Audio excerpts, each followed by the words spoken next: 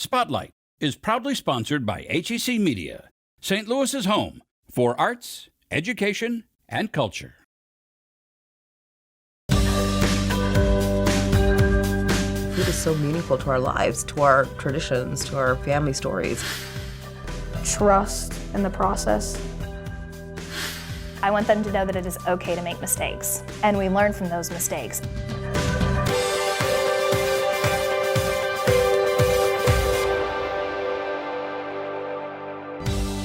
Today on Spotlight, a book about food, body image, and family that's also the author's memoir about her Pakistani upbringing. Plus, a science teacher inspired her students with hands-on interactive learning. And then enjoy art full of color that was created to make you smile. But first, why you may want to hold off until spring to work on those New Year's resolutions. It's Sunday and you're watching the multiple Emmy Award-winning Spotlight.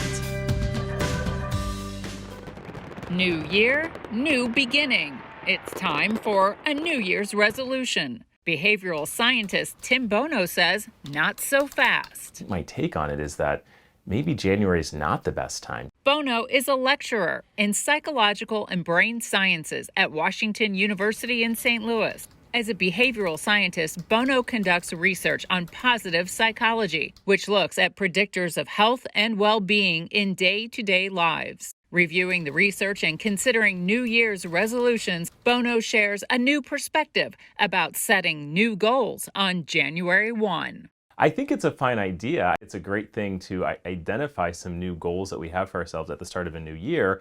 And if in your past you have found that setting New Year's resolutions is something that works for you and you're able to follow through with them, power to you, go for it. But if not, maybe ringing in the new year with a New Year's resolution is not the best thing to do. That requires a certain level of mental energy and cognitive effort and motivation, and those things can be really hard to come by at the start of a new year. There are some studies that have found that the majority of people who set New Year's resolutions are not able to follow through with them. And if you should find yourself in that category, instead of drawing the conclusion that you're no good at setting New Year's resolutions or you're not capable of following through on them, I think it's worthwhile to bring awareness to the fact that there's a lot of things that undermine motivation in the early months of a new year. As wonderful as the holiday season can be for so many people, it can also be exhausting. A lot of people just feel a sense of fatigue at the beginning of a new year. There's this build up to the holidays and there's a lot of anticipation, a lot of expectations about what's supposed to happen during the holiday season. For some people, plans don't always turn out as they were hoping or expecting, and so there's a sense of disappointment that they're carrying through into the new year.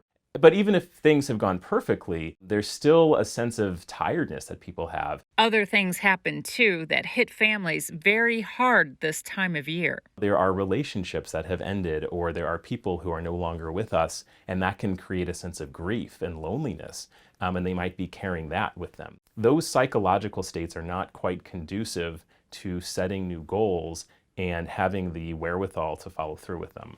And there's the weather.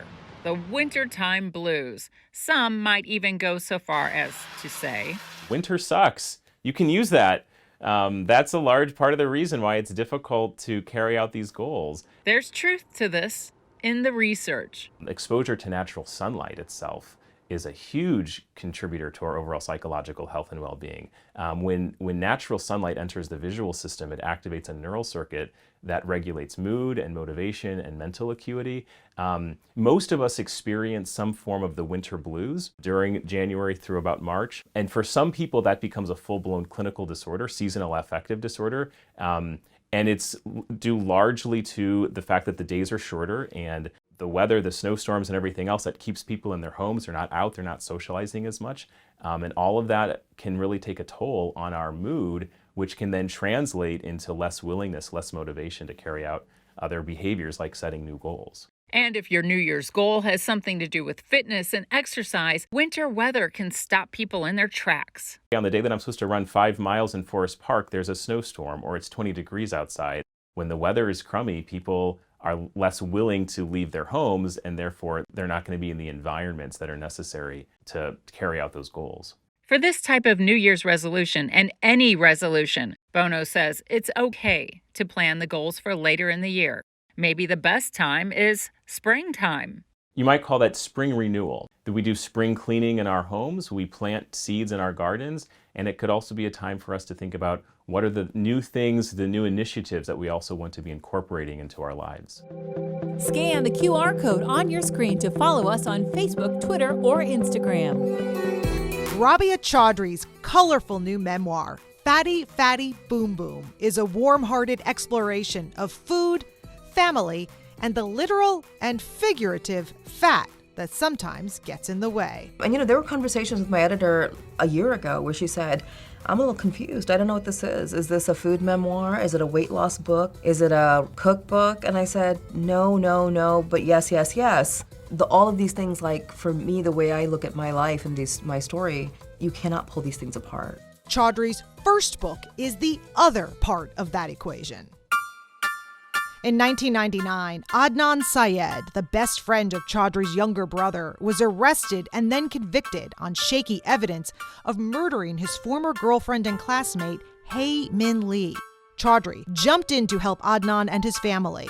In 2014, after years of legal breakthroughs and disappointments, she shared his story with the new podcast Serial, which turned it into a massive overnight obsession and led Chaudhry to write Adnan's story and executive produce a 4-part documentary for HBO.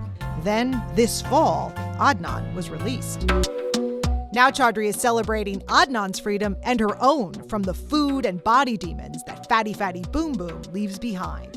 Was it scary at the beginning of this process? My writing process, the writing is always done kind of in my head and heart before I put it to paper. So the scary part was getting to that point, deciding what all I was going to include, how open I was going to be. I had people close to me, like my husband and some close friends, say, don't talk about certain things, like you're really going to open yourself up. And I said, to me, the reader is somebody like me. And if somebody like me picks up this book and I haven't told the whole story, it's like I'm lying to them. But I had to kind of emotionally and psychologically get myself to a point where I said, either I'm writing this completely authentically or I'm not going to do it. How did it all come about? You finished your first book. It was a huge success as well, New York Times bestseller. Yeah.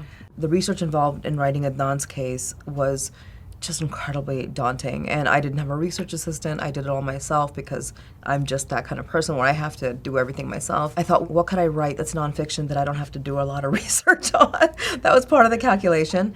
And the other part was just having a lot of conversations with my literary agent. And she said, everything you talk about publicly, I do a lot of public speaking and write about publicly, is kind of divorced from your personal life. And there's a lot of people who follow you online for your work, but have you thought about opening up more private aspects of your life? And she kind of talked me into it. So tell me about the story. I call it a story because even though it's your life, you really unfold it and unravel it for us. I've gotten a number of comments from readers who have said by the end of the book, they're like, I feel like I'm your friend, and I didn't want the story to kind of end. And that feels really good because the way I wrote it was, it's chronological. I mean, you're there from the moment my parents get married and then I'm born, and chapter by chapter, it's just as I grow up, you are kind of with me throughout my whole life. And there's no way for me to take out the Pakistani cultural elements from this story. My family food stories are around Pakistani food, so that was really important to me, making sure there were recipes in it, because I cook a lot. People, whether they have a good or bad relationship with food, food is so meaningful to our lives, to our traditions, to our family stories. It's true for everybody across cultures. What do you want your readers and fans to walk away with? I hope that the readers who have similar struggles and see their story in mine walk away with a sense of forgiveness for themselves and some liberation, because that was really what was important to me. I couldn't write this book until I got to that point, and I hope others are able to do the same. Learn the significance of the cover design by watching the full interview at hecmedia.org. First person, real world, expert driven. That's the focus of the videos, lesson plans, and activity ideas you'll find at our educational website, educate.today. Structurally, on a molecular level, are those molecules moving around a lot? What is it that makes a great teacher? One who is creative and truly connects with every student. and makes learning fun with humor. Greenville Junior High School science teacher Jackie Bloomer is that unforgettable teacher. Allowing kids to be more creative and interactive with what they're doing in science allows a much deeper understanding of what they're learning. If they're excited about what they're learning about, then they're going to understand it better. So I try really hard to make every assignment that I do and every activity, I think a lot about it, so that what I'm giving them is something that they're going to enjoy. Okay, go. You haven't shared that with me. I really like this way of learning because on books, you're just reading something and you don't really get how hard it is. But whenever you're doing like actual experience, you're like, wow, how did they do this? Ooh, did you see what's happening there? Yeah. It fell.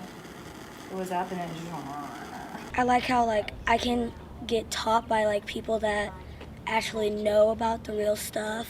I staged a whole CSI murder unit where the kids had to look at the evidence and figure out who killed the unknown person in the room. To make it even better, I brought in a CSI from the Illinois State Police. I brought in the coroner. They both came in and they spoke to my kids about what their job is and how they do it. And that was super eye-opening to them. One of the things that stands out with Jackie Bloomer is her method of inspiring children to go a little bit further beyond where they typically are. They were good. Yay. They were not changing until I pulled them out, so excellent job. So you passed both of your tests. Good job. In this class, you get to do lots of hands-on stuff and learning instead of just reading word for word what's in the book and answering a few questions. You can't do everything on your own. You have to use the whole group. Why we are selling this to you. The Comet 2019 RDRL is a fashionable and safe spacesuit. It will help with whoever is in it and has some neat special features and tools. One of the ways that I take kids out into the real world, I've done a few things. This year, my kids were able to go to Challenger Learning Center, which is a hands-on, as close to real-world space simulated mission you can get. Jackie's dedication to science education reaches beyond the classroom. She is the American Institute of Aeronautics and Astronautics K-12 St. Louis STEM Chair, ALSI 1 Limitless Space Institute Educator, and is the 2022 AIAA and Challenger Learning Center National STEM Trailblazing Award winner. At this honors event, she was also awarded the grand prize of attending the Blue Origin launch of the Shepard rocket. Flight vector, New Shepard is go for launch. Keep it at 5, 4, command is start, 2,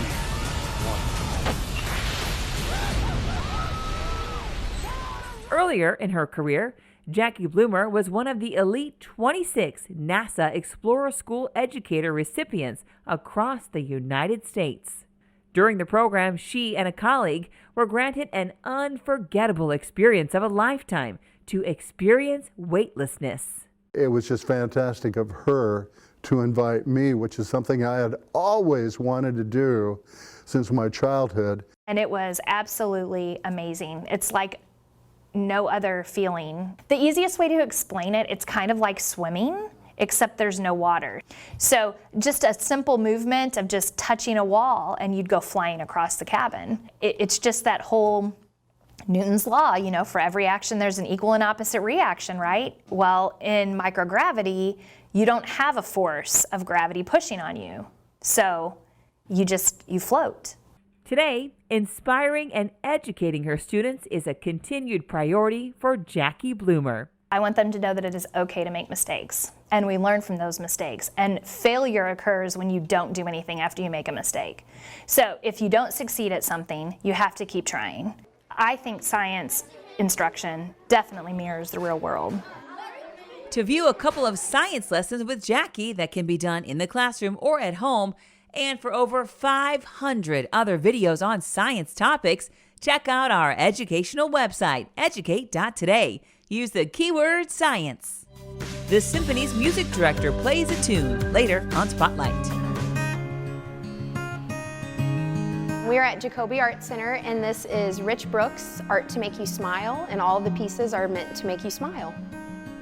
Rich Brooks is an artist, and he is also the director at Soulard Art Gallery. He has been painting at his home in Soulard on the street for 1,000 days. And he started this to kind of get rid of the doom and gloom of the pandemic. He wanted to bring art that made you smile. It was colorful, kind of make things seem like they're not so bad. The reason I got started doing this was, first of all, our gallery in St. Louis had to close. I went right home that day, took out a canvas, screwed it to the front of my house, started painting on the same canvas every day for 100 days. My neighbors didn't like that, so all of a sudden, big canvases started showing up at my front door. And then, of course, that hooked me, so then I've been painting now 3 years doing that. Part of it is responsibility as an artist, that you want to make sure that people are still smiling, or what can you do to make them smile. So that was my ultimate goal, was to make people smile. Art brought joy to me, made me listen to people walking by, homeless people that would go, "Oh gosh, Mr. Brooks, we love your work. We look at it every day." Neighbors that walk their dogs look at my paintings and laugh. Sometimes they'll sit down with me and chat. Other times they just went, "What are you doing out here during a snowstorm?" Because rain, snow, whatever, I was out there. 2 days ago, my brush actually froze while I was painting, so I knew it was time to quit. We're really honored to have Rich Brooks here as an artist showing in our gallery, and I was really excited when I heard that he wanted to show here. He's very popular in Soulard, and you know, people know his name, but over here in the Illinois side, I wanted people to get a taste of Rich Brooks. I'm not afraid to paint. You know, you give me a blank canvas, it won't be blank very long.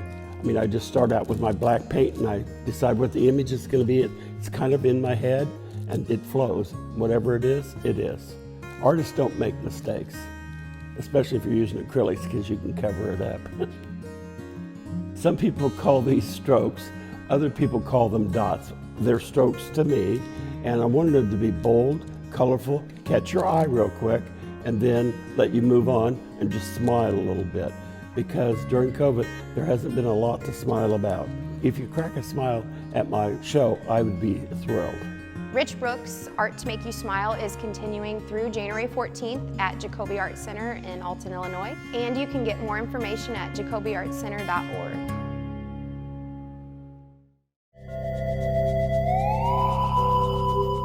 One salty snack you may not realize is credited for being created in St. Louis, Chex Mix. The recipe was created by the Ralston Purina Company in the early 1950s to move boxes of cereal. The mixes were called Thrifty. Easy to make, easy to keep on hand, and so good it became a perfect party snack while quickly becoming a holiday party favorite.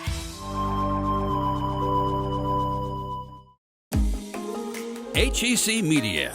Recognized, celebrated, honored time and again for excellence in the industry.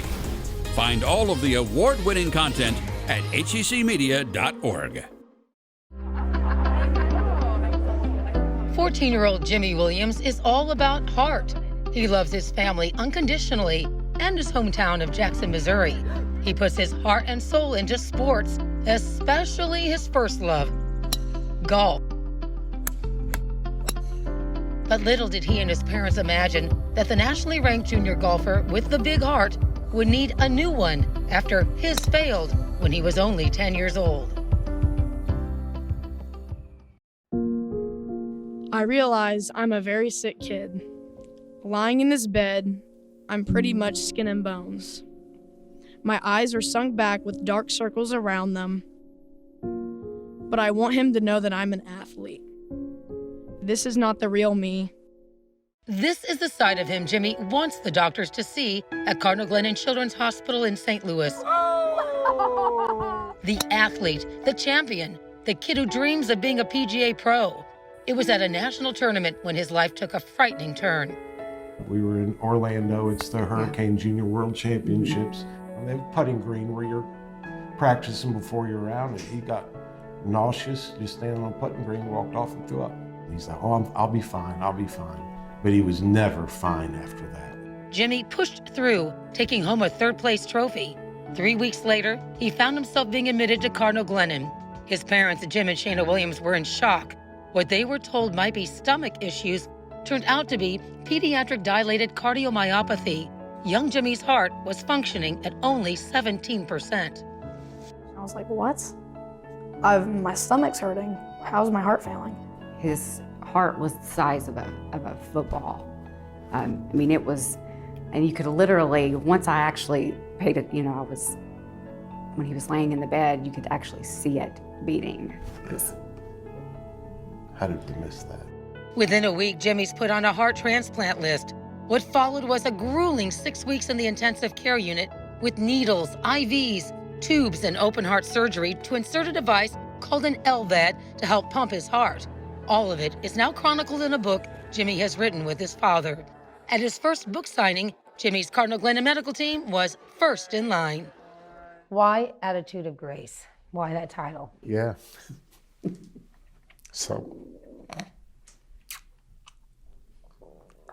So he can tell you what an attitude of grace is, but I had to learn it. Alarms are going off. The glass walls of my room are thrown aside as doctors and nurses rush in. Mom and Dad are standing now, and I can feel Mom praying. I want to tell them it's going to be okay. I just need to know how I can help. I'm not afraid. The family credits their positivity and Jimmy's strong spirit to their Christian faith. Did he ever complain? No. Once, ever. Or a 10-year-old boy, he really never complained? Never. Wow. Jimmy is definitely a fighter, and he's certainly an inspiration. But we had scary moments, and it's just part of the nature of the disease. During one of those scary moments, the doctors marveled at the determination Jimmy could muster when they could not sedate him while performing a procedure they usually only do on adults. Let's cut him and run a wire up his arm, right? He never moved. And the nurse said something. She said, in sports, a great attitude's the difference in winning and losing. In the PICU, it can be the difference in living and dying. Trust in the process, because you can't manipulate what's going on when you're in there, like on the golf course or even in the hospital. He's completely unruffled with things that would upset adults and older kids for sure, but he took everything completely in stride, and it was not simple. I mean, a lot of stuff going on, particularly prior to his transplant, that were challenging. As Jimmy waited for a new heart, pet therapy dog Thor kept him company. This is your friend Stanley. The St. Louis Blues stopped by twice to meet with Jimmy, as did golf pro Jay Delsing and Cardinal Hall of Famer Ozzie Smith. The family even took in Cardinal games with his lead transplant surgeon to pass the time. You just want to go crawl in the bed and just cry all day long because you're praying for a heart, but then you're also praying for someone else's tragedy. It's hell. Hi, Jimmy. 101 days after being placed on the transplant list, a perfect match was found, donated from the family of an 11-year-old Illinois boy named Spencer. Recovery has been long, but not without its bucket list moments. And we're just so excited to announce that Jimmy is the patient co-chair for this year's Homers for Health program. Jimmy Williams. Thank you, Matt and Leslie. For 2 years, Jimmy's co-chaired Homers for Health fundraiser with former baseball Cardinal Matt Holliday, as well as serving as a Glennon kid. He threw out the first pitch at Busch Stadium and started Jimmy's birthday wish, collecting thousands of toys and donating them to Cardinal Glennon patients every year on his birthday. His motivational speaking gigs have evolved into his latest endeavor, author. Everything that he has done since I have known him has been remarkable. So from the standpoint of that, this is just par for the course. Jimmy is back on the golf course and with a vengeance. It's good, Jimmy. You're putting. After his transplant surgery, he won his first 3 tournaments. For now, his routine visits to Cardinal Glennon are bittersweet, with biopsies to test his heart, yet reuniting with the people who are dear to his new one, the medical team he considers family. I will forever be thankful for the care I received here. God has a story to tell, and He wants me to tell it. Attitude of Grace is that story.